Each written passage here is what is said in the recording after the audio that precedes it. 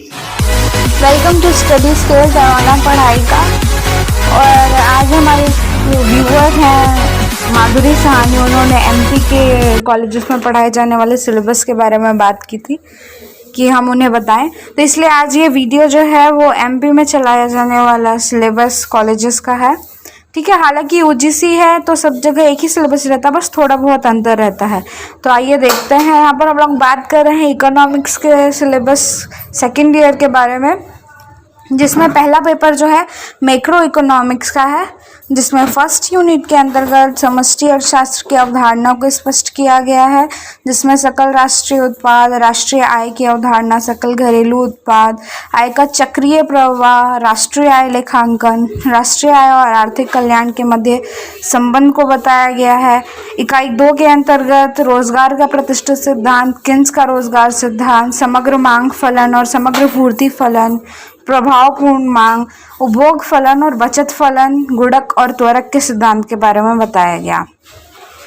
Third unit जो है इसके अंतर्गत निवेश फलन और पूंजी की सीमांत क्षमता, एमईसी, निवेश फलन को प्रभावित करने वाले तत्व, किन्स का तरलता पसंदगी का सिद्धांत और तरलता जाल के बारे में पढ़ाया जाना है।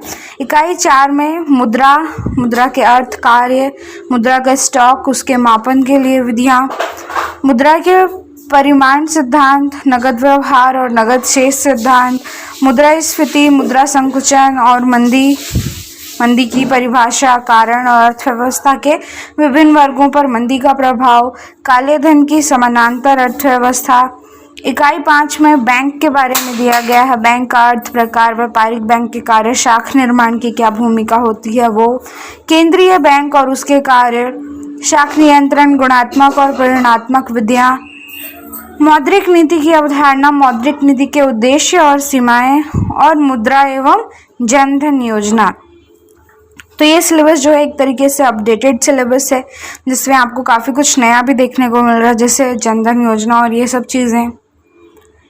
इसी तरीके से जो इसका सेकंड पेपर है इकोनॉमिक्स सेकेंड ईयर का, जो सेकंड पेपर है उसमें हम लोग पढ़ने वाले हैं public finance and international economics, सार्वजनिक वित्त एवं अंतर्राष्ट्रीय अर्थशास्त्र। इसके अंतर्गत पहली यूनिट में सार्वजनिक वित्त, अर्थ प्रकृति क्षेत्र, आधुनिक अर्थव्यवस्था में सार्वजनिक वित्त की भूमिका, अधिकतर सामाजिक लाभ का सिद्धांत, आगम के स्रोत, कर आगम और गैर कर आगम, करों के प्रकार, वस्तु एवं सेवा कर, जीएसटी का एक सामान्य परिचय, भारत में करदान क्षमता, इन चीज़ों पर डिस्कशन है। सेकेंड यूनिट में बजट, परिभाषा और निर्माण, राजकोषीय घाटा, राजकोषीय नीति, हीनार्थ प्रबंधन, केंद्र राज्य वित्तीय संबंध, नवीनतम वित्त आयोग की अनुशंसाएं। इकाई 3 में अंतर्राष्ट्रीय अर्थशास्त्र का अर्थ और महत्व, अंतः और अंतर्राष्ट्रीय व्यापार विकास, आर्थिक विकास में अंतर्राष्ट्रीय व्यापार का महत्व, अंतर्राष्ट्रीय व्यापार के सिद्धांत, निरपेक्ष और तुलनात्मक लाभ, हेक्स्चर ओहलिन का साधन प्रचुरता सिद्धांत। इकाई 4 में है व्यापार की शर्तें, संकल्पना और प्रकार, अंतर्राष्ट्रीय व्यापार की प्रशुल्क और गैर प्रशुल्क बाधाएं, विश्व व्यापार संगठन, उद्देश्य, कार्य और भुगतान शेष, संकलना और प्रकार, व्यापार शेष की संरचना और घटक, भुगतान संतुलन के साथ संबंध, भुगतान असंतुलन में सुधार के तरीके।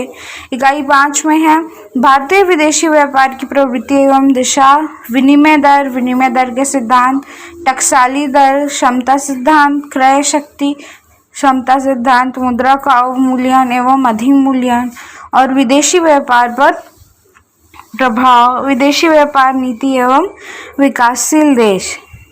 छत्तीसगढ़ का जो सिलेबस है वो भी इससे ज़्यादा अलग नहीं है, बस ये है कि इसमें क्रमों को बदल दिया गया। जैसे यूनिट का जो एमपी में नंबर है वो छत्तीसगढ़ के हिसाब से थोड़ा अलग है।